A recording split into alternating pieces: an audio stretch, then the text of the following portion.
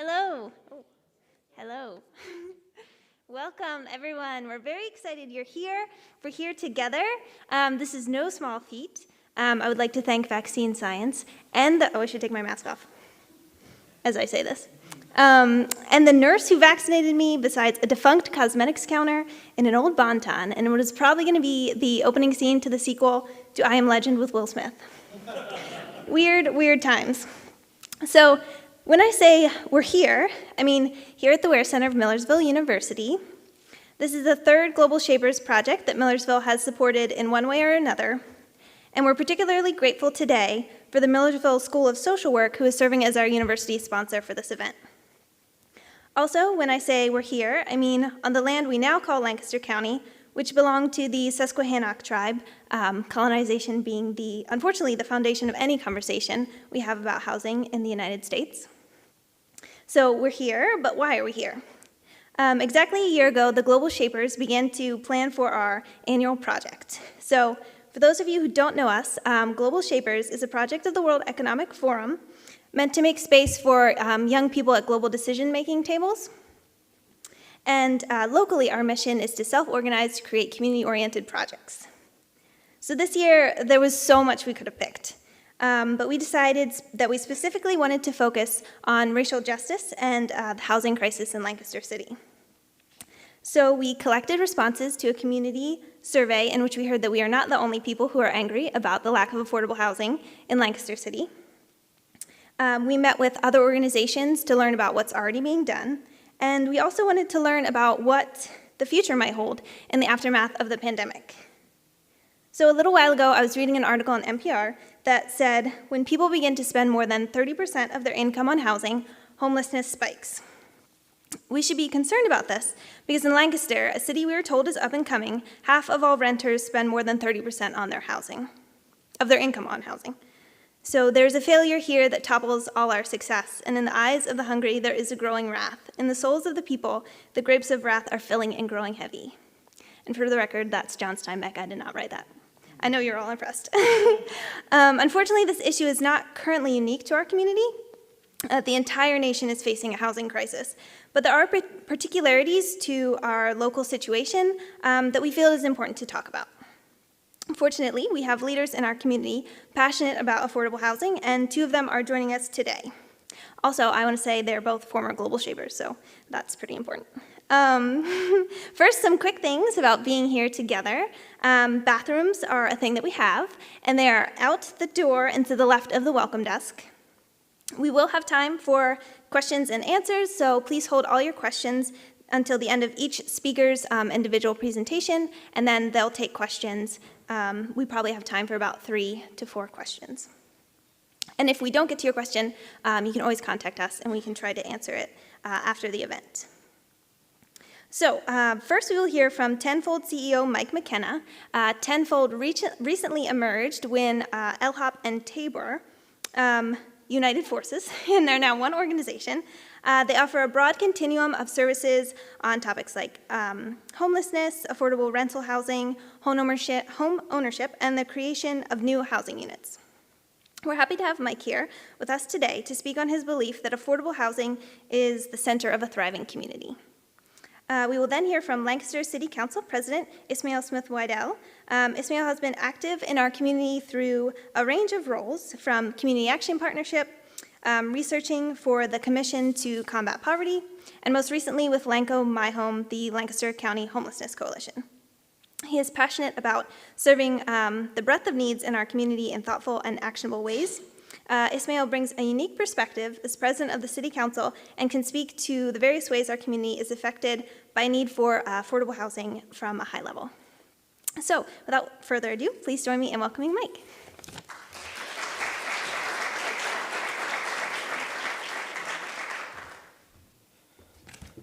Thanks, Madeline. It's really an honor to be here. The event that you've organized is really impressive, and I don't know if everyone had a chance to see, can you all hear me? If you could see the artwork in the gallery, but it's really spectacular and kind of points to the complexity and the intimacy of this issue. About 3 weeks ago exactly today, my wife and I welcomed a new son. Finn into our lives, and so that's been really special. And there's this process that happens when you're expecting a child, where you're just thinking, about the big questions, the deep questions. Councilman Arroyo recently had that same experience, so I know he's been in that space. And you look at the child for the first time, look into their eyes, and you have this connection, and you're thinking, like, who is this person going to be? What's their life going to be like? Likewise, they're looking back at you. It's probably a little blurry in those first few days, gets clearer by the day, but you think, well, what are they going to think about me? Who am I in the eyes of them? And I think one of the things that I've been wrestling with in my role at TenFold, but also in fatherhood, is just like this idea of privilege and power, and how do you use that in a way that's about advancing equity. And so the conversation that I want to talk to you about tonight with affordable housing is through that lens of equity, but owning the identity that I have, which is one of privilege. And so I'm making sure that I'm using that privilege in ways that are hopefully advancing the conversation in equitable ways. And I think we have a commitment among, at TenFold, on TenFold's board, we've got a few representatives tonight, and then the partners in our community who also have said that equity, when we talk about affordable housing, has to be centered. And my colleague, Dana Hanshin from HDC Mid-Atlantic, she's been one of the champions for that. And Councilman, or President Smith-Wade-El has also been a real vocal advocate. So I think that's a theme that you'll hear throughout. And it's one that I think, as you'll hear later in the presentation, one we have a responsibility to really aggressively pursue, because for most of our country's history, that has been the exact opposite way we've approached housing policy. Of course, it started with what Madeline said, with dispossession of Native Americans, but for much of the 20th century, actually, the policy was explicitly racist. And so we need to know that history to get to a better place. So I briefly want to share a little bit about TenFold. Then I want to talk about kind of what does the landscape look like? What are the current conditions? What are the needs? The consequences of some of the inequality that we see. Talk a little bit about that history of segregation in government policy as it relates to housing, and then talk briefly about some tools that can help us start advancing more affordable housing in our community. Obviously, we won't be able to get to all of it, but try to start scratching the surface of that important conversation. And then we'll have time for questions and answers. So this is the first time I'm doing a live PowerPoint in like 15 months. They've mostly been through Zoom. So I'm actually feeling very nervous. Like back in 8th grade, you'd be like, oh my God, I gotta do my PowerPoint. So please bear with me if I mess it up. It doesn't always work great through Zoom, so who knows if it'll work great in person.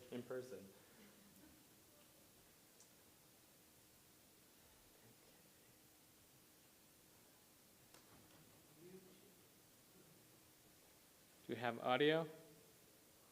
Challenges. We now call that team TenFold.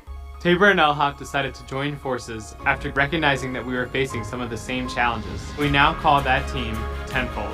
At TenFold, we believe housing is at the center of a thriving community. We are committed to sparking the power in all people to achieve housing and financial security. Our programs are set up to empower people to become the architect of a new path forward. We walk alongside our clients and help them unlock a brighter future.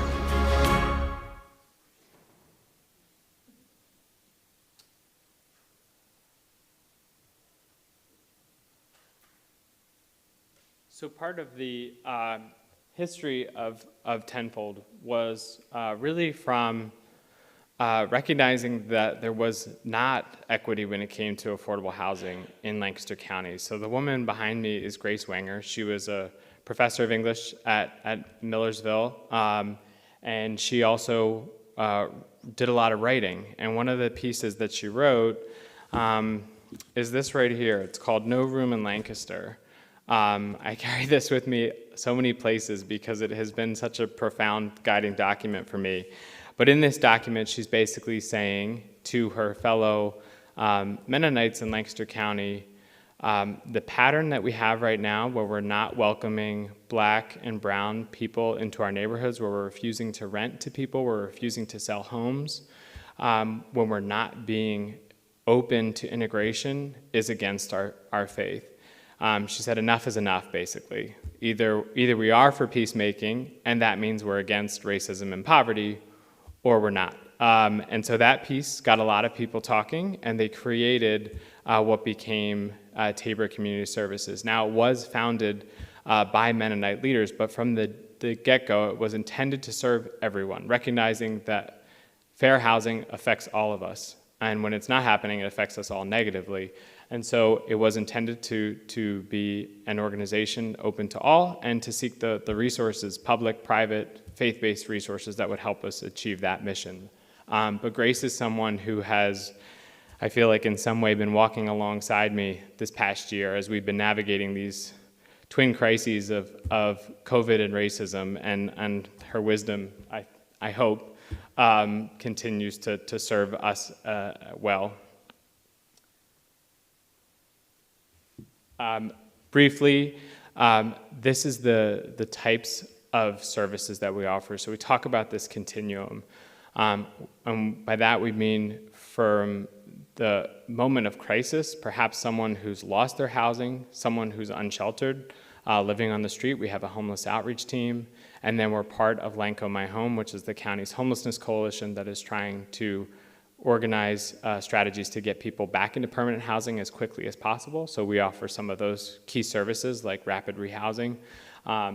We're also doing a lot around landlord and tenant. So how do we go upstream with the education with landlords, with tenants to set them up for success? How do we have some tools that enable people to thrive in a rental environment? So sometimes that's housing location, sometimes that's move-in assistance, sometimes it's educational resources, sometimes it's advocacy around fair housing. The Financial Empowerment Center is really about building knowledge, building capacity, building resiliency for folks. We have services that range from basic budget and credit counseling and credit repair up through folks who are preparing to buy their first home and going through the pre-mortgage counseling process. And all of those team members are certified by HUD. And then the community initiatives would be things like the Coalition for Sustainable Housing, which is this excellent network of folks who represent all aspects of the housing sector, whether that is municipal officials or architects or realtors or not-for-profits who are concerned about how do we expand housing opportunity in this community. Another example would be the SOWE initiative, so a neighbor-led initiative in the southwest part of Lancaster City, and TenFold serves as the backbone organization to advance the plan that was developed by those neighbors. And then lastly on the continuum would be about how do we contribute to the expansion of the supply of units and the preservation of units. And that's through a community development finance institution that is part of the organization that's doing lending to for-profit and not-for-profit developers to include some form of affordable housing in their projects.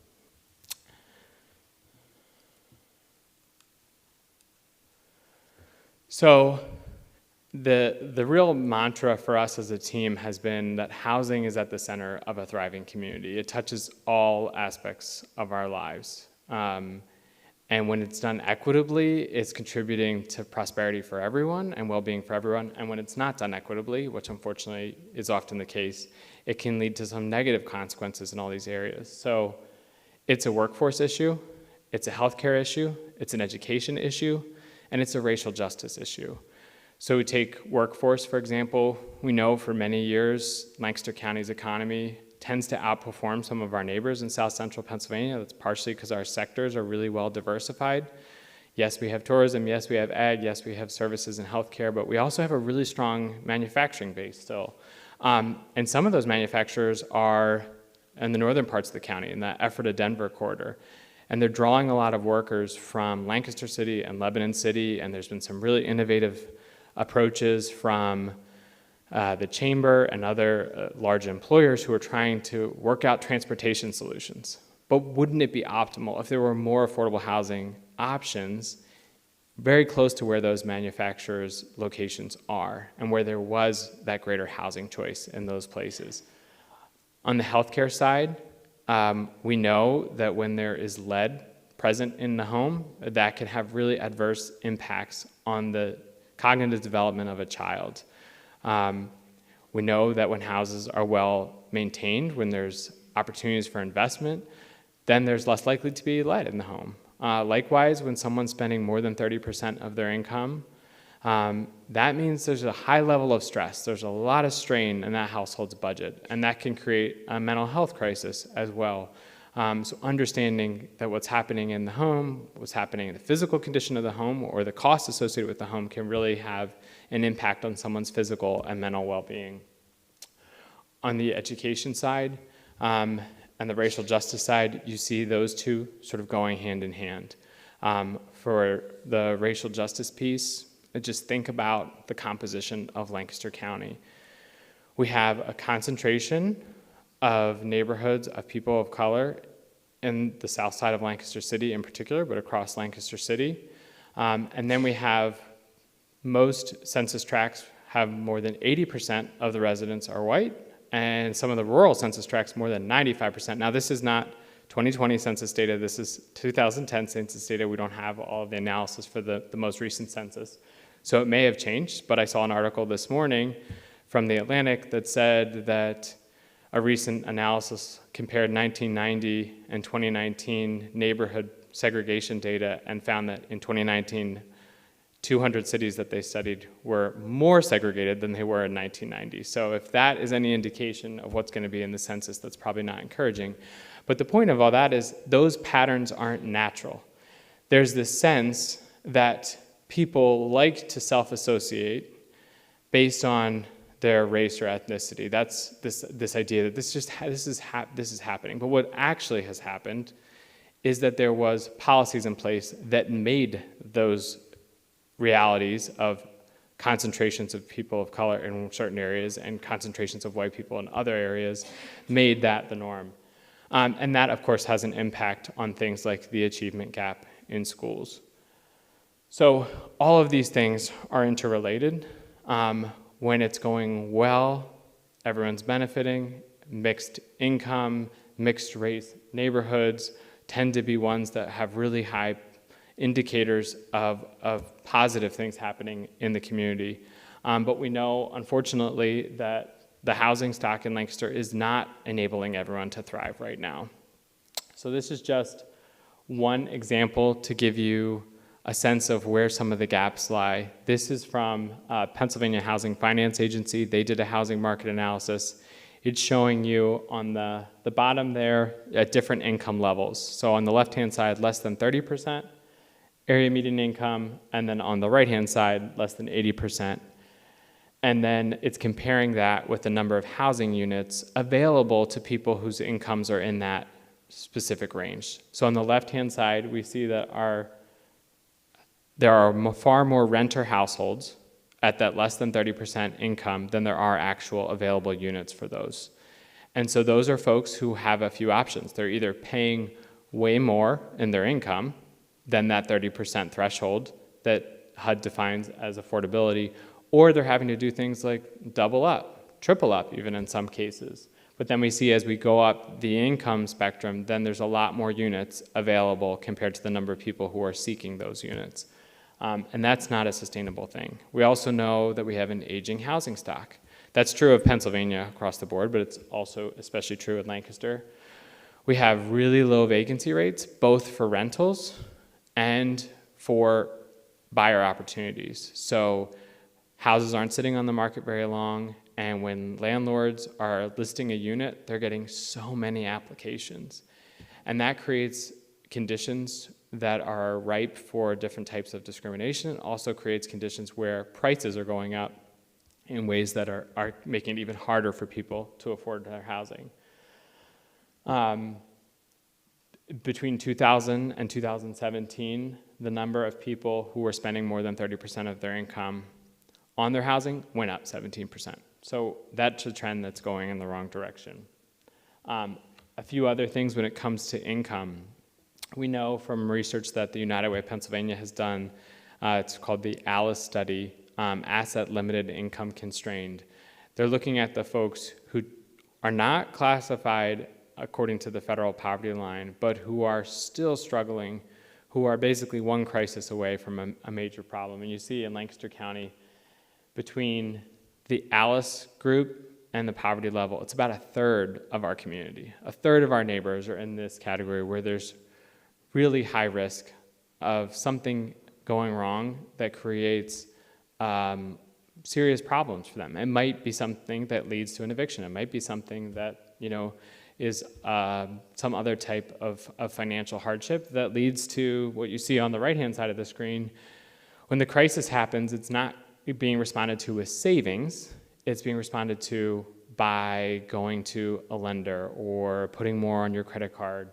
And that might happen once or twice, or it might happen habitually, and it creates conditions where everything's getting more challenging. If your credit score is going down, then it's going to be a lot harder for you to get the car or get the loan or consider home ownership. So it's intertwined. And then what we see with income, of course, it's associated with the jobs that people have, right? So we know that there's a difference between the median renter wage that people actually are getting. So it's around $14. This is a couple years old, but the pattern still holds, versus the wage that it costs to afford the one-bedroom unit, which is about $17. And if you are looking at a two-bedroom unit, then it goes up to around $20.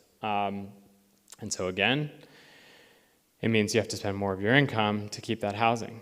But it also points to the point about workforce. If we had greater proximity between the good paying jobs, many of which in manufacturing are, and the housing stock, then we're able to start closing that gap and getting more people into the category where they are in a position to pay what the rents are.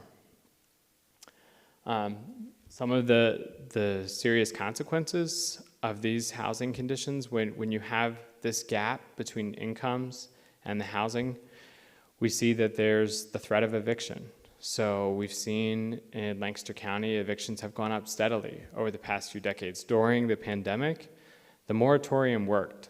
We have not seen the numbers of evictions that we would typically see in this year. That moratorium ends next month, so that's a big concern.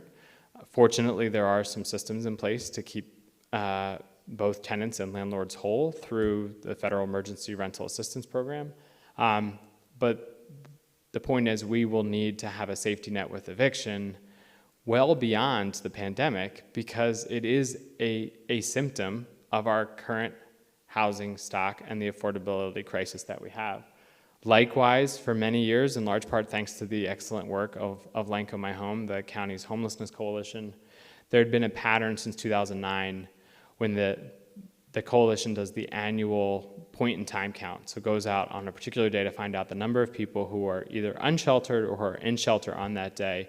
It's not the total number of people served by homeless services that year, but it's a good benchmark of how many people on any given day are without housing. That was declining for a long time, and then in 2018, 2019, started to see that tick up again. And this past year, we weren't able to do a point-in-time count because of the restrictions of the pandemic. That is another concerning pattern, but not entirely surprising if we think that oftentimes the main source of homelessness is a major family disruption, like an eviction, or some other financial hit to the family. This point has been made several times already about the number of people who are rent burdened. The countywide statistic is 46%. So there's a lot of people who are really struggling with their housing right now. This great video from Lancaster City that was put out during Fair Housing Month does a really good job of taking this complex issue and boiling it down. So I'd love to share that with you. Recaps a few of the points that I've made, but I would encourage you to share this with all of your friends, because this is a topic where there's a whole lot of myths out there, and this video, I think, does a great job clearing some of that up.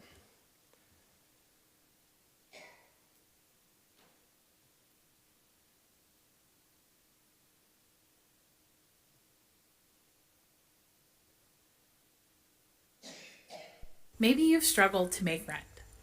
Maybe someone you know is having a hard time staying afloat with rent and utilities. Maybe you care about seeing more housing options for more neighbors. Affordable housing is defined as spending less than 30% of your income on housing-related costs.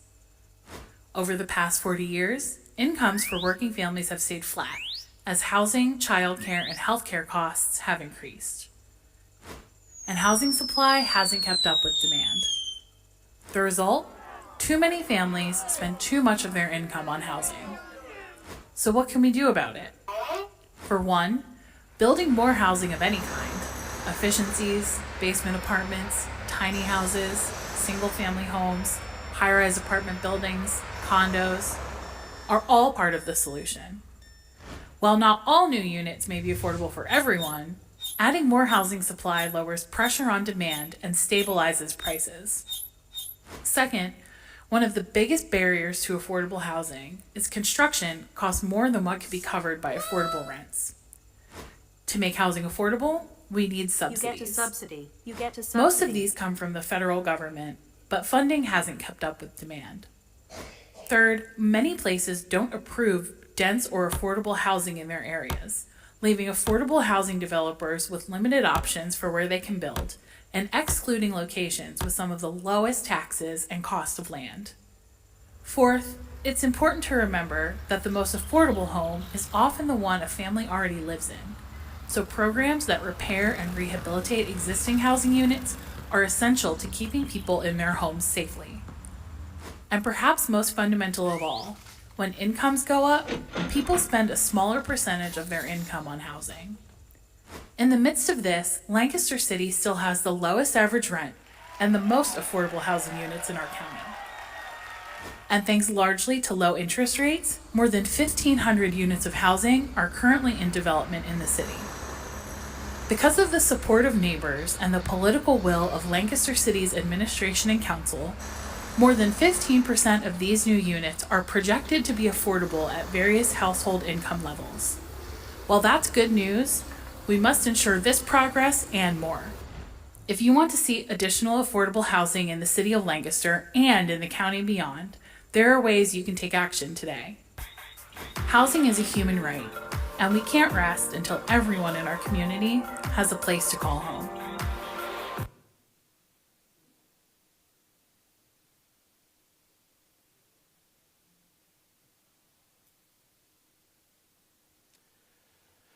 So that is a great resource that I encourage you to share.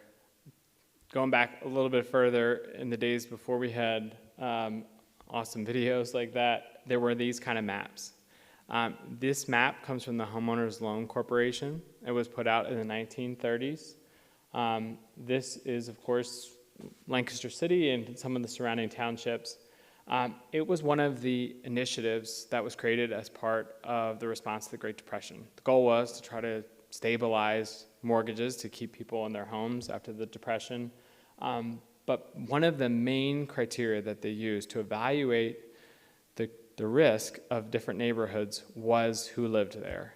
And if it was a neighborhood that was home to Black people in particular, but also immigrants, other communities of color, then it was considered red, color-coded red, to indicate that it was hazardous and not worthy for a mortgage loan. Green would have been the best category, and that was typically where you would have your white professional class living. There were middle-class Black communities that were still classified as red, even though from the financial perspective, there wasn't really a case to make the risk. So this was official government policy. It's not that we had this pattern where people were choosing to live. So in that case, that map, you'll see there's a few areas of the southeast of Lancaster City, which is still one of the areas that has some of the highest concentrations of poverty in the whole county. It is in many ways directly related to that creation of that map. What it did was it kept wealth out of those neighborhoods.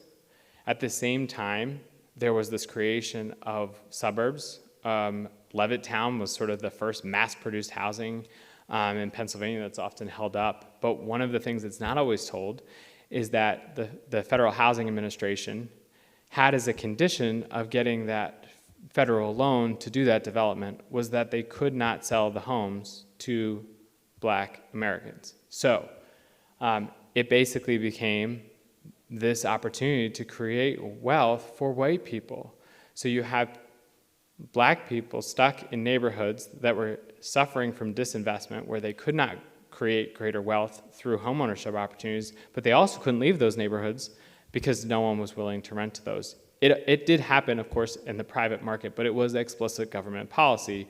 It was in the underwriting manual that FHA gave to appraisers that used that race-based discrimination. Eventually, the courts caught up with this and started challenging it based on the 14th Amendment and others. And then you have a shift towards municipal zoning. And often what's happening through zoning, and it's still happening today, is this emphasis on large lot size and single-family homes and using density as an alternative method to preventing diversification based on race or ethnicity or even incomes, because oftentimes those types of housing were out of step for individuals who had been locked out of this opportunity for wealth. So just to give you a sense, if you could buy a home in the 1950s for $8,000, it's appreciating value over time, and that value becomes wealth that can go into a retirement account, it can go into your child's college education, and so then you have no wonder that today, the average net worth of a Black household is about $17,000, and the average net worth of a white household is $170,000. There was effectively massive subsidy from the US government to create that wealth. And this is not to make a commentary about individual decision making. Of course, there were some people who can attribute some of their progress to that, but it was about the system in which things were operated. And for many people, that path to the decisions that led to the creation of wealth was essentially blocked. And that's, I think, a history when we think about it. How do we rectify affordability? We have to know this history. This history, I know for myself, was not taught when I was in grade school. It was not taught when I was in high school. Coming to it late as an adult, even somebody in this space who's working on this issue, it continues to be eye-opening. It continues to be illuminating. And I feel like it's a responsibility that we have if we care about this issue to know that history. And a great place to start is this book right here, Color of Law by Richard Rostein. And if you don't have time to read the book, he did do a speech recently for as part of a fair housing speaker series. So that video is on our website at wearetenfold.org. So please check it out. So a few solutions, and we'll hopefully end on a more hopeful note. There are things that can be done. We can use financing, both public financing and private financing, to create more supply. Just right before this, a group of us were talking. HTC is doing very large developments, typically 60 units plus, often using the low-income federal housing tax credit and being really creative with leveraging other types of financing as well. Another group, Landis Communities, is creating a middle market development and setting aside a subset of those units for people who are lower income. So it's meeting different needs in the community. It's using different financing tools to get that done. And it's going to take all these, and it can also be an individual property owner. There's a property owner in the Southwest who just put a tiny home on their backyard. So that's creating another income stream for them, and it's creating another unit that can go towards somebody seeking an affordable place to live. So we kind of need all of those different types of creative approaches to increasing supply. Then it's about access and setting people up for success, whether they're becoming renters or homeowners. And there's a lot of tools out there that can support that process. And some of it has to do with basic education. Do people know their rights under the landlord-tenant law in Pennsylvania, for example? Crisis prevention and response. We need a strong safety net. It's inevitable that people will have a crisis that might lead towards an eviction, might lead towards a foreclosure, might even lead towards a period of homelessness. But we need to make sure that that is brief and that it hopefully doesn't happen again for that household. And that takes meaningful public investment in those systems. Zoning is a big one. In Pennsylvania, as a Commonwealth, there is always the sort of lowest level of government that sort of decides how things go, particularly as it relates to land use and development. And in Lancaster County alone, the zonings for different townships vary quite a bit, which makes it incredibly hard for a developer to navigate that. And interpreting all of those different guidance adds real costs to projects.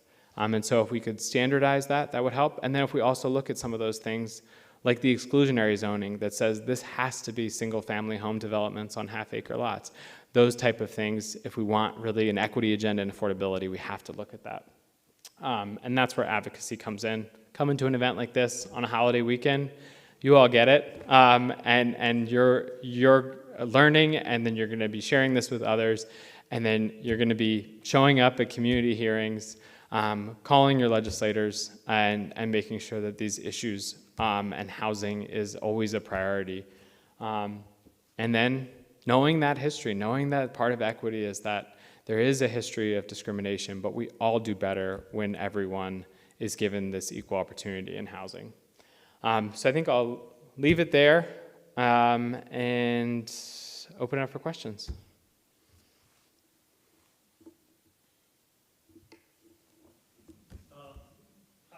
Can I just talk? Or? Yeah, I'll repeat the question for the stream. Hello, yes, Mr. McKenna. If you were going to recommend for those invested in increasing the access of their neighbors to affordable housing, I think everybody's very busy, everybody's recovering from the pandemic. What's like a tangible, easy single step, or maybe not easy, but a tangible single step that a person attending this meeting could go and do to affect the ultimate goal here? Yeah, that's a great question. I'll repeat the question. So it was a single, for folks who are live streaming this, a single step that someone who's interested in this, who's recovering from the pandemic, it's busy time, what's like one action step you could take that's meaningful? I think one that's really helpful is to continue to learn. So understand about housing history, housing policy. There's so many good resources online. I would sign up for, like, pick one newsletter. There's National Low Income Housing Coalition, the Pennsylvania Housing Alliance. There's some really good resources out there. There's some amazing organizations in Lancaster County, in particular in this space. I've mentioned a few of them tonight, but there's certainly others as well. So check out what they're doing, like start following their Instagram and social media pages, because then you'll start seeing about events, you'll start hearing about projects that are coming up. And a lot of times with those projects, there is a public input process. And so it's really helpful to show up at a city council hearing or show up at a township supervisor meeting and let it be known that you value affordable housing.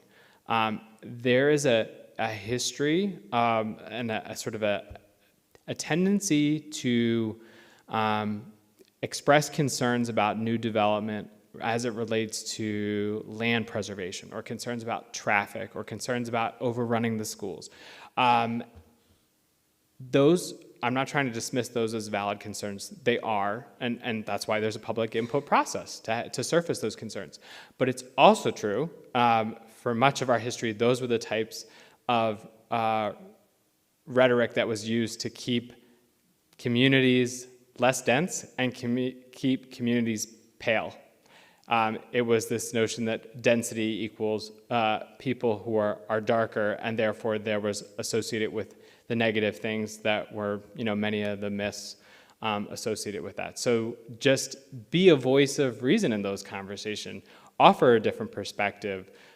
Tell why you think affordable housing is a good thing. It's not that it's a bad thing. Think about all the benefits of what can come with that. And so if you want to get more involved, then there's also the Coalition for Sustainable Housing, and we're always taking new members. So I would say those are our 3 easy steps. Learn more, and do that by following some of the great organizations in our community. Show up at community hearings, and even if you're not prepared to speak those first few times, like, just understand the process by being there. And nearly all of them, even before the pandemic, had live stream options. So accessibility doesn't necessarily have to be a challenge there. And then lastly, be an advocate when you have an opportunity in those settings when a new project or initiative is coming up. Speak out forcefully in favor of the opportunity that affordability brings for all of us.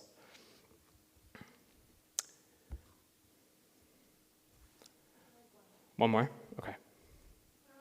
I'm reading a book right now called Bootstraps Need Boots.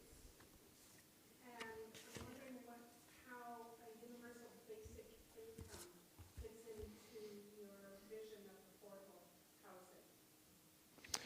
Incomes are critical, right? We saw the gaps between what it costs to rent a one-bedroom or a two-bedroom and the gap. And I think some of the discussions around minimum basic income is really innovative and meaningful. I know a lot of it is tied up with concerns around automation that's coming in manufacturing.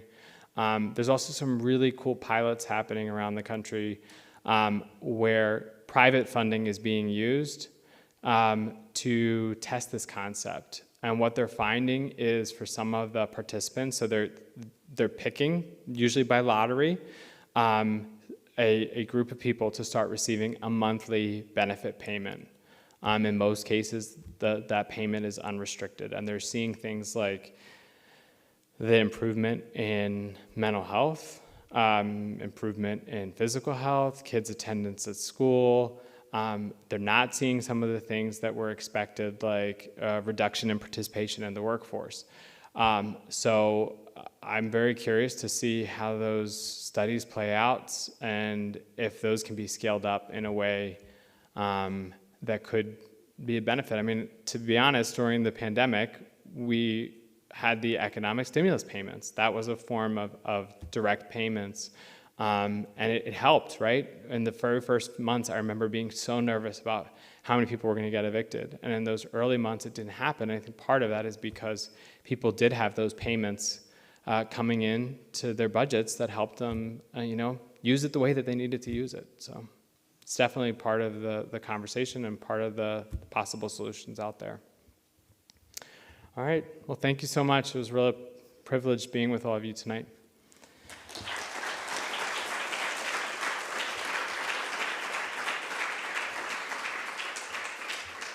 So I think we have time for a 5-minute, no, okay, we're not. We're gonna go right into Ismail's presentation.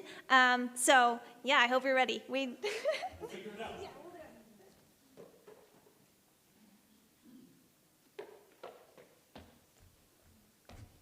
do it. Hey, good evening, everyone.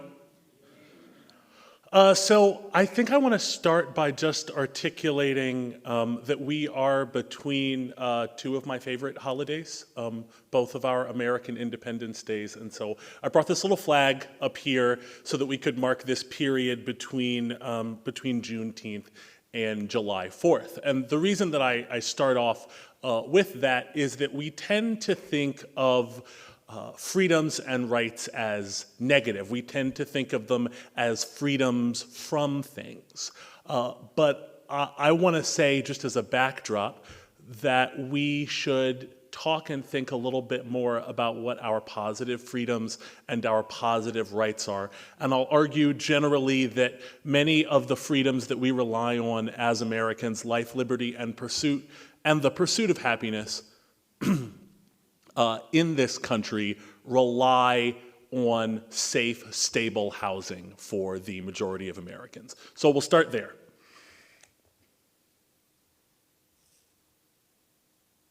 Okay, great. That's me.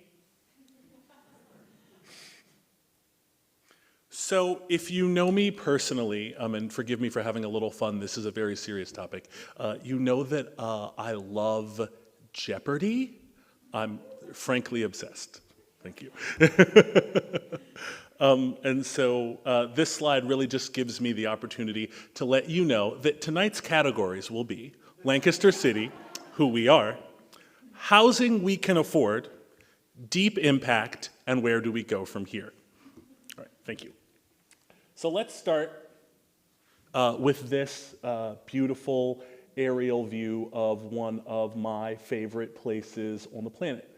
This is Lancaster City, and as almost every tourism photo for Lancaster City does, it's focused on downtown, which is doing well. It's great. It's thriving. But a lot of what we have forgotten, I think, while we have developed this excellent downtown, is the housing in the neighborhoods. And more recently, the city and all of our great nonprofit partners like TenFold, like HDC, and others have helped us to invest and develop additional housing in the 4 quadrants that extend outward from downtown.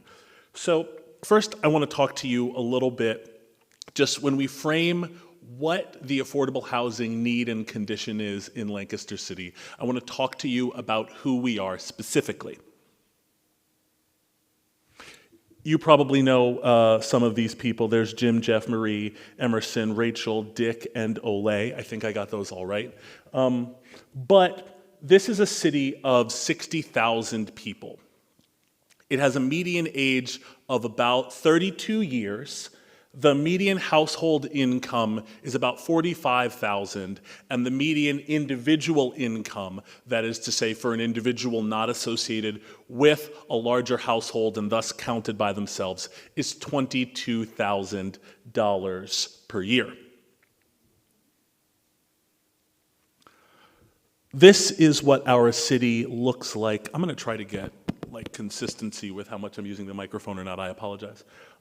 This is what our city looks like from a demographic perspective. We are what some would call a majority-minority city, even though spending a lot of time in certain parts of the city, owing to that long history of segregation and, frankly, previous and continuing policy choices, you often might not know it.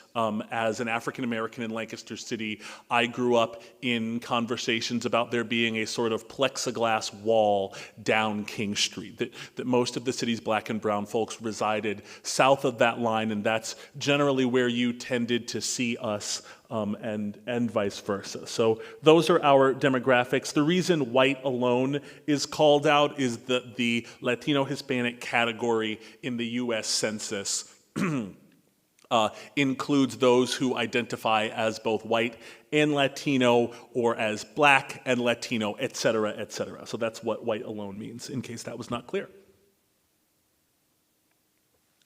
I'm really fond of this slide in particular. I think it's very important.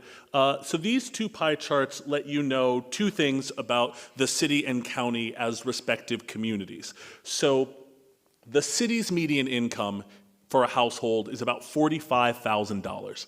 The county's median income is about $21,000 per year higher than that. And you can also see that there's a significant difference in how much of the city is rental housing versus owner-occupied and how much of the county is.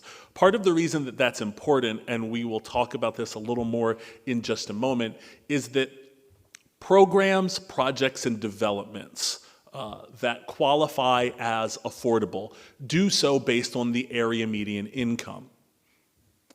For us, and for the overwhelming majority of projects that happen in Lancaster City, that area median income is based on the county's median income. So counting from a baseline that is significantly wealthier than the average Lancaster City resident. And I think that that's important because the phrase affordable housing is often confusing to people. I have, on a personal note, I have sat through some really, really rough council meetings where I got to hear my residents tell me that such and such a project is affordable to someone, but certainly not them.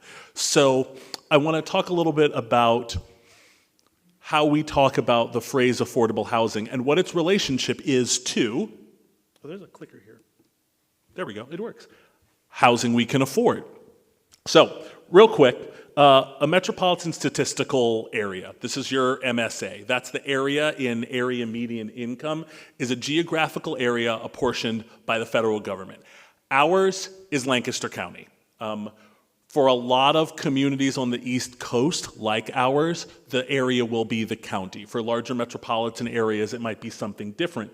And the AMI is the area median income. And Simply put, without boring you with a lecture in statistics, the AMI is the number right in the middle in terms of incomes. Half the people in a given community have higher incomes than that, and half the people have lower incomes than that.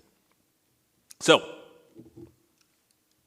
here's our lovely metropolitan statistical area in a classical map. I really love that. But also to see, you see that little square right in the heart of it?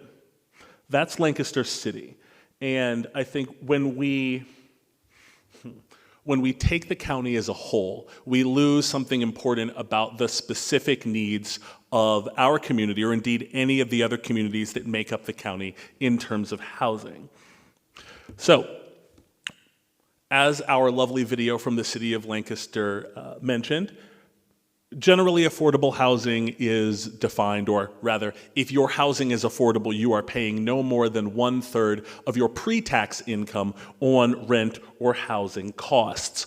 But, as I've said, as my constituents have often reminded me, that is not necessarily the same as affordable for a given specific person or a given community. So you will often hear and see projects described as affordable at 80% of the area median income, or at 50% of the area median income, which will usually use the county. So again, counting for city residents, a community with a median income $20,000 a year higher than the average city resident enjoys. And I don't know about you, but $20,000 makes a pretty big difference in my life. So, I just want to take a look at what that difference is so you can see. So when we talk about the area median income, right, you can see that 45 and that 66. And so a project that is affordable for this metropolitan statistical area might be affordable at 80% of AMI or below. So for the county, using that 80% AMI, you would say this project is affordable to a household making $52,000 a year or more, whereas that 80% covers any affordability guideline, or rather is higher than any affordability guideline, area median income 80% or 50% in the city. And so we have this big gap even between projects that are deemed affordable and their rents and the prices that our residents can pay. I think this particular statistic at the bottom has been mentioned about 8 times in the past hour. So we can move briefly past it just to say that above that's the national statistic and that below is the city of Lancaster, and that indeed 33.5% of our renters pay more than 50% of their total pre-tax income on housing. And I'll pause here a minute actually to mention something slightly different, which is that, man, I should have made a slide for this, which is that specifically when we look at the statistics that are borne out for our city, if you look at the increase over the past 10 years in median incomes, median household incomes for the city have gone up 24% over the past 10 years. Median gross rents have gone up about 27% over the past 10 years. That's a rough estimate. But when you carve out median renter household income, you find that over the past 10 years, it has only increased 12%, which is not even keeping up with the CPI. That is to say, renters have not seen a raise that keep up with inflation while their housing costs continue to go up. So this is just a reminder of what we're talking about when we talk about the diversity of our city. Some of these neighborhoods I think we're all very familiar with, and some of these neighborhood names, I grew up in College Park, I think were invented by realtors at some point in the past 10 years. But specifically when we look at Cabbage Hill, Churchtown, what I guess is called South Side, straight down Queen and Prince Street, Stevens, Conestoga Heights, et cetera, we are looking at communities that are even more renter heavy than the rest of the city, whereas most of the 22,000 occupied housing units in Lancaster City are rentals, about 12,000. That is even more distinct, or that gap is even broader when we look at the communities south of King Street, and that has a really strong impact. So, first and foremost, I want to be clear that the lack of affordable housing actually creates poverty. As Mike mentioned in his slides, we see that many of our neighbors cannot afford, say, a $1,000 income shock. This is a $1,000 emergency expenditure, and if you've ever been in that situation, you know that that tends to cascade, leading to increasing debts and obligations. Freeing up more of a household's income helps stabilize them against the kind of shocks that can drop people from a position of temporary stability, when you are finally, trying to dig yourself out of that hole, maybe overcome the lack of generational wealth in your family. The inability to endure an income shock like that can drop you back into poverty very quickly. It also makes it much more challenging for our communities to determine what it is they would like to be like. The inability to be stable in a rental unit or to afford a home diminishes your ability to lay claim to your neighborhood, get to know your neighbors, and organize your community in the way that you want, and makes your community more vulnerable to a kind of gentrification that is not paired with the higher incomes that would allow you to afford those higher housing prices. And it leads to wealth extraction, which, again, if you've known me for a long time, this is a phrase that I love to use. In 2009, the now defunct Inner City Group commissioned a study from F&M on rents in the southeast quadrant of Lancaster. What that study found was that $19 million left the southeast every year to landlords and property management companies outside of that community, outside of the city, and indeed outside of the state. One of the larger providers of rental housing in the southeast has an address, and I will not name them specifically, but has an address registered in Portland, Maine. Also, as I won't overbear you, but it indeed does, and the American Medical Association and the American Psychological Association agree on this, it indeed does worsen mental and physical health and increases negative outcomes associated with anxiety, depression, mood disorders, and schizophrenia, just to name a few.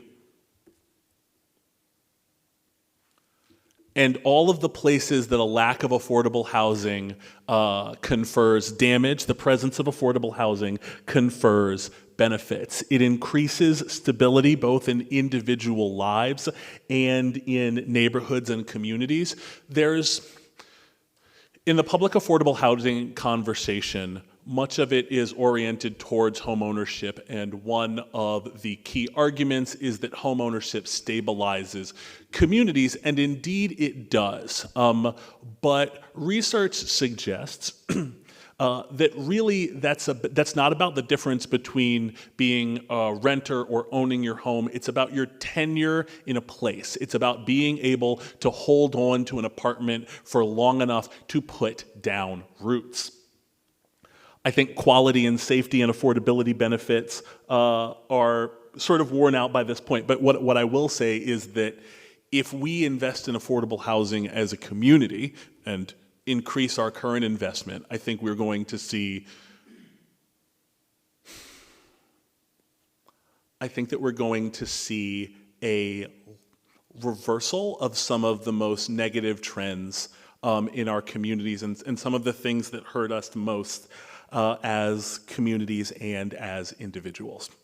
And this is a thing, I'll take a moment and just get emotional in front of you. On the subject of rough council meetings, the June committee meeting, Tim, do you know what day that was? No. That's fine, I just wanted to give Tim a hard time. So the June committee meeting of council, we had a number of residents talk about the struggles that they are having with housing, and I followed up with one of them. We'll call her Allison. And Allison pays $950 for a one-bedroom right around the corner from here, where she and her 3 children live. She has benefited from the pandemic stimulus and from the eviction moratorium, but now her lease is up. It has gone month to month, and her landlord sees an opportunity to, make more funds and, sort of balance that bottom line better with a different tenant, and she does not know where she's going to go. And indeed, while we have prevented a number of evictions with the moratorium, and by a number I mean thousands, many of the people who have been protected by this, or indeed could find the income to rent another unit, let's take condition out of the question for a moment, are now struggling to find what those next units are going to be. So yes, indeed, we have the Eviction Prevention Network. We have a significant amount of money through the Redevelopment Authority available in this community to pay back rents, but none of that protects you if your lease is up and there is not another unit for you to move into. So I will draw to a close here. I feel like I can't negate what would be the obvious question for me, which is, what the hell is the city doing about some of this? So these are some of the actions that have been taken or are currently being undertaken, and I'll start by saying that they're not enough, and we are not done. I think I can speak for myself and for Councilor Arroyo in saying that this is a thing that we are going to continue to push to do more for our community on. So that $2.4 million in funding that the city has invested in affordable housing at the beginning of this year is going to bring us upwards of 100 units, which is more than the city has developed in a single year in a long time, but that's not enough. I won't argue that point. We're also investing $11 million in lead hazard reduction, and this is a great opportunity for me to just plug this program. If you know anybody who has a child at the age of 6 or under, or has a child that is 6 or under that regularly visits their home, they or their landlord may be eligible for our lead hazard reduction program, in which the city will carry 90% of the cost of abating lead from the home. And if it is a rental property, we also have parallel funds to account for the displacement of a tenant. So really, anybody you know, we will carry 90% of the costs to a property owner to remove lead from their unit, and if they have a tenant, we will pay for them to have somewhere to stay while that's happening. We are finally, it's taken a big hit through the pandemic, turning our housing code enforcement back up, and I think, as we know, there's the obvious upside to that, pardon me, and there is a bit of a downside, which will lead me to the next bullet point. So we send a housing inspector into a unit. The unit's unfit for human habitation. The inspector condemns the unit. What happens? Right.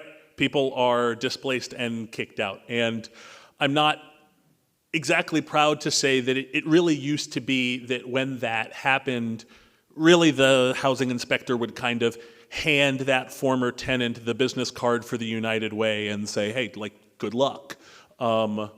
Over the past several years, and I want to give a shout out to the neighborhood engagement department, the city has developed its own housing location capacity and has hired on staff in the housing social worker position specifically to address that thing. We can't simply come through with a hammer and kick people out of properties because I don't know if anybody remembers the incident with the Dwayne London units several years ago. It's still their home, whether we think it's good enough or not, whether it meets the quality standards that we've agreed on or not, it's still their home, and it's not right for us to throw them out and not put any effort into providing them with a better option. And then we are in the middle of, thank God, finally, or really getting underway with our comprehensive plan. Throw your hand up if you know what a comprehensive plan is. Cool. Most of us are there. Great. Also, hey, Noah, congratulations. Just got married. So anyway, yeah, let's...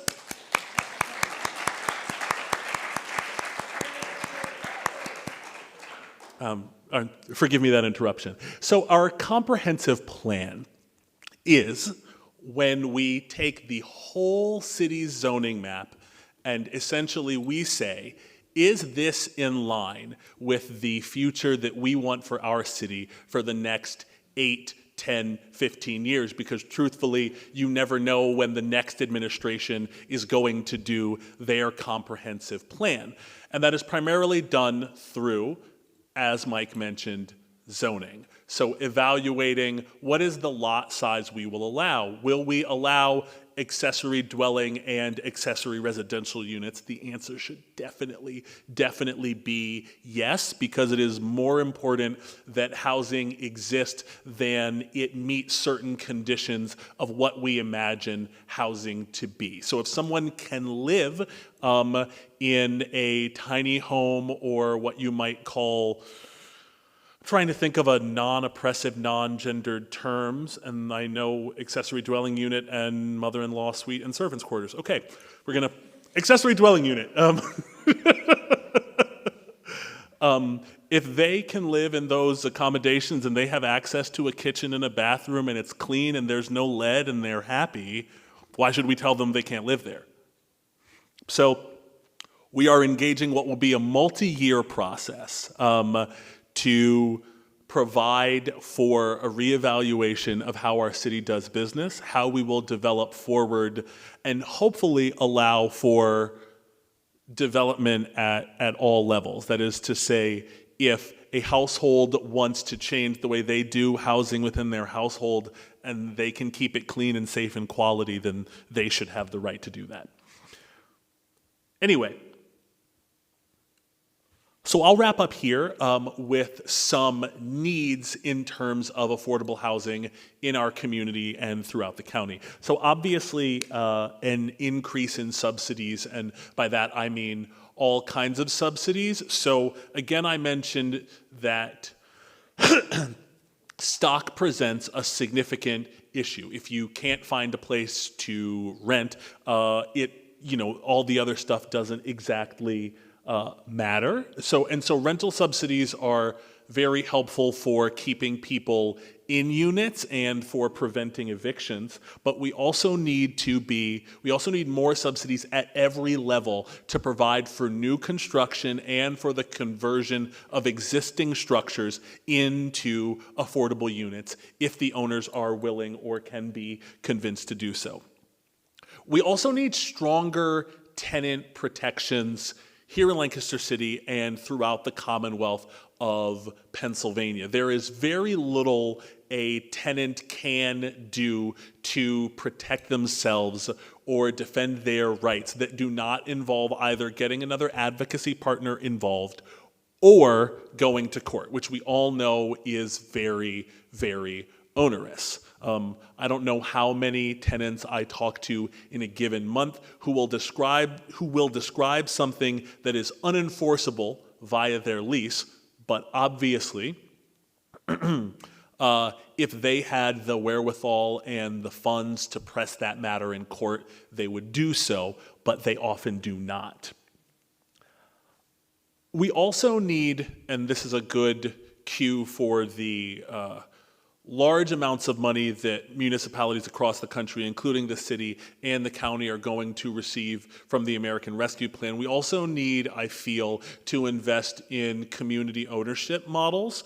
We have a lot of conversation about individual home ownership, but less conversation about community land trust and community land banking to allow communities, not governments necessarily, but communities, to make decisions about housing and to insulate their communities or their neighborhoods or their blocks from gentrification, from other undesirable conditions. I'll give you an example. Where communities can make those decisions together, they can protect individuals, take any person living in or renting a substandard home, let's say they do become the owner of that home and they are able to fix it up, and somebody comes along and offers them more money than they've ever seen to purchase that home, and then puts a really high price tag on that home. Now, where there was affordable housing community, in that unit or home, it has been lost. And now that is obviously to the benefit of that individual, good for them, but communities need tools to make some of these decisions about at least some of the housing in their community together, because they also have together a different level of power in negotiating with would-be buyers and their government. Then, obviously, we need more municipalities in the county to come in the opposite direction that they have in terms of developing affordable housing and zoning. I think that one's pretty much obvious, but I do want to give a shout out to the Lancaster County Housing and Redevelopment Authority for the work that they are doing on this very thing right now. And we need a new municipal funding model, which is a fancy way of saying the way that we do taxes is bad. It's bad, and it's wrong, and it doesn't work. Add to the relative inanity of using overwhelmingly just property taxes to fund cities and schools. In the Commonwealth of Pennsylvania, people ask me about this a lot. In the Commonwealth of Pennsylvania, there's something called the Uniformity Clause. Pennsylvania taxes are flat. So you cannot have higher property taxes or higher relative property taxes on mansions or castles or what have you, and then have lower property taxes on low-income homeowners. If you raise the rate of taxation in Pennsylvania, you raise it for everyone. And so developing new revenue always comes with the risk of placing additional financial burdens on the most vulnerable members of your community. And so you're kind of like cutting off your right hand to splint your left finger, and that's just not a sustainable way to move forward. And because, as we know, when taxes increase for the owners of rental units, almost always those taxes are passed on to the tenant. And that's not a thing that we can do anything about with the legislative environment that we have. And so the ability to develop, the ability for communities to develop revenue in ways that do not directly negatively impact low-income renters and property owners would be lovely. And I think that's one, if you're looking for a thing to do, direct advocacy to the members of the Lancaster County delegation to the to the Pennsylvania House of Representatives would be excellent. Might I suggest Mike Sturla and Ryan Aument if you were looking for two places to start? That's my story, and I'm sticking to it.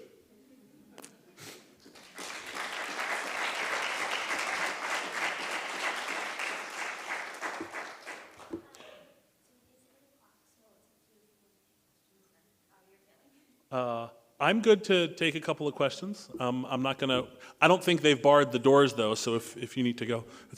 Thank you, Maddie. In the Yankees cap. Yeah, I got a question for you. You spent a lot of time with both the renter, the homeowner, my sister. She's working one job, she's working a whole lot of overtime, and she's a little stressed out. My mother lives with her. Mm-hmm. Now, my mother needs a bathroom that she's having more access to when she's alone. Right. Is there any kind of program or any kind of organization that would kind of help her redo the bathroom?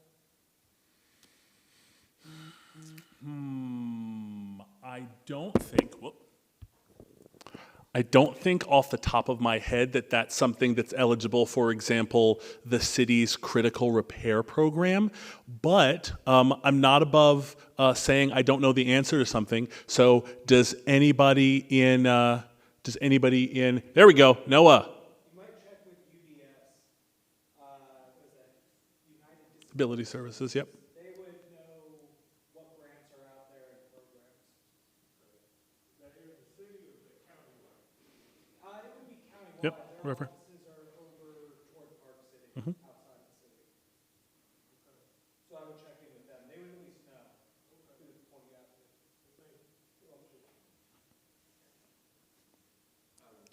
Hey, friend.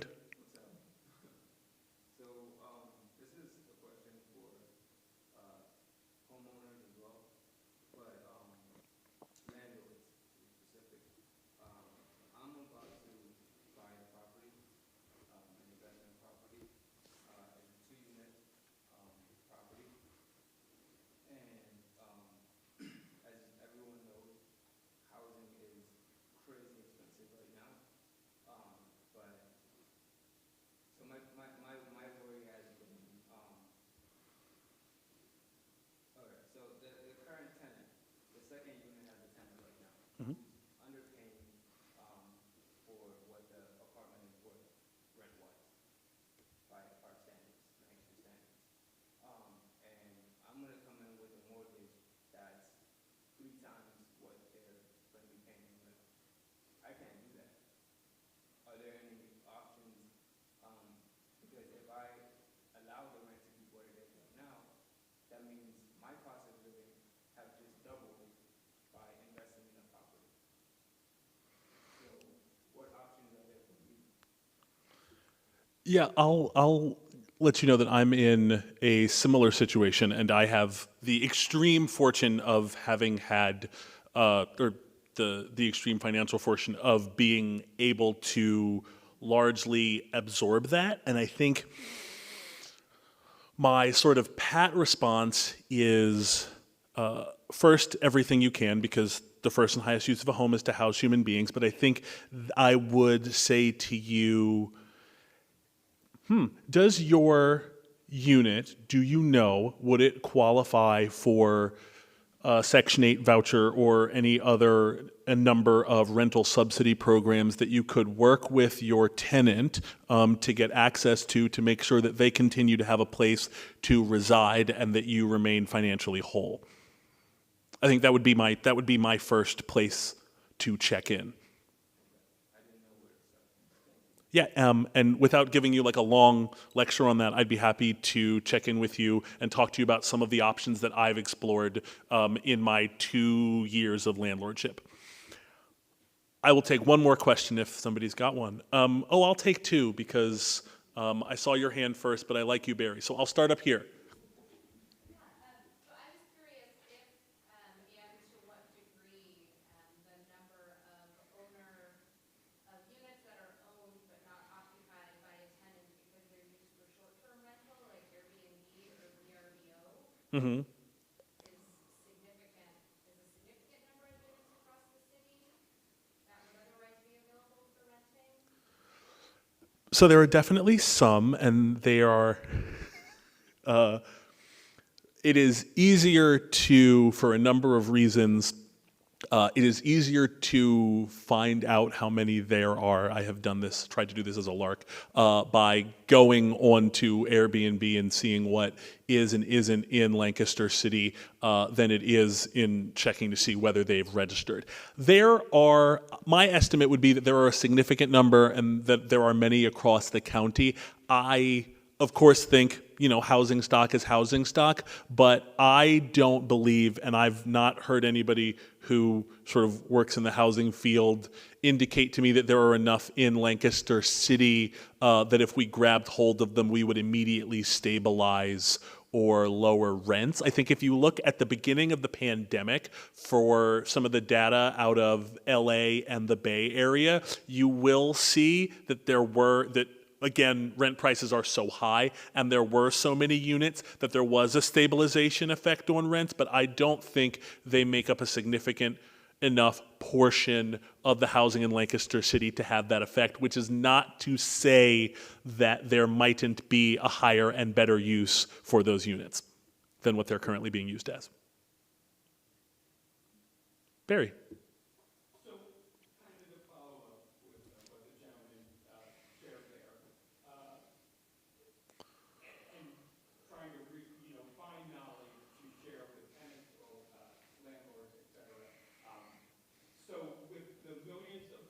in the rental assistance program, and the amount that has been used is crazy to me. Very little has been used, and we see this huge need.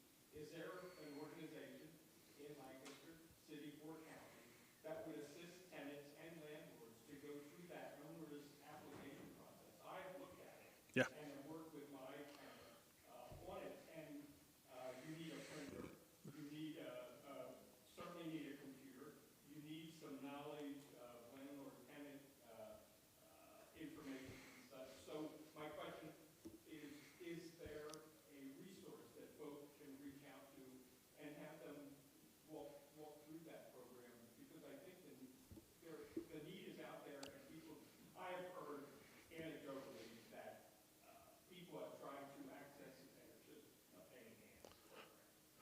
Yeah, that's also been my experience, Barry, and I've realized I've been doing a really terrible job of reiterating the question so far. And the question was, with the millions of dollars that are available in the community to help pay rental arrears and prevent evictions, is there an agency or a place that people can go to for help with the relatively onerous application for those funds?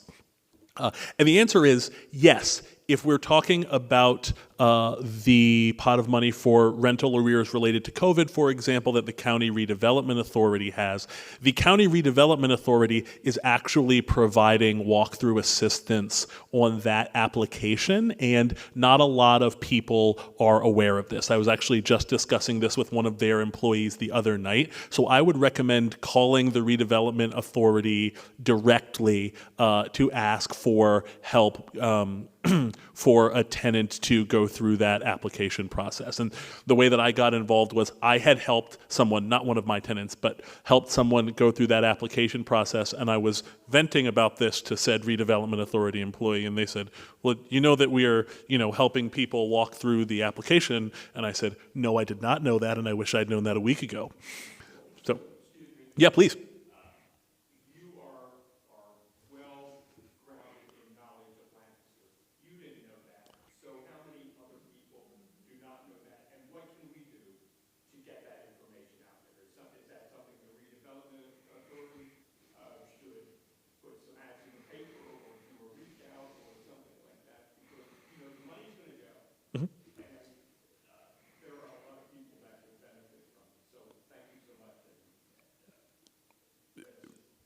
Yeah, I think that's sort of a question that answers it itself in the sense that, should all of us, city included, that have programs to help people be doing more to let people know that they are available? And the short answer is yes.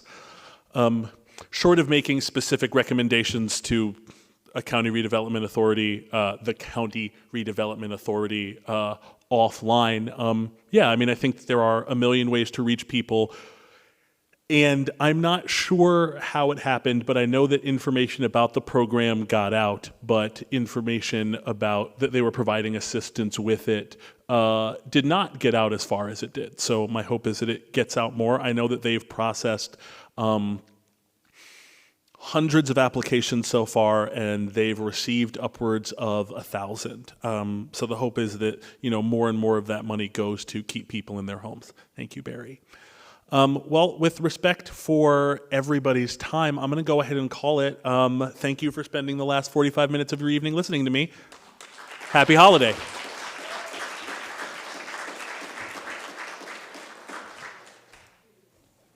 Okay, I'm going to be really, really fast. And I'm going to actually add something to Barry's question, which is if people need help signing up for assistance or for email addresses, send them to the library because that's what they're there for. So yes, two things. We have another event on July 9th at 6 p.m. It's a panel, and we're very excited about it. So you can sign up for that in the same way you signed up for this one. And then the final thing is that Global Shapers is entering a new membership year, and we're officially recruiting. So if you know someone interested between the ages of 18 and 27, you can contact us, and we'll get them an application. So yeah, thanks again for coming and for spending your evening with us.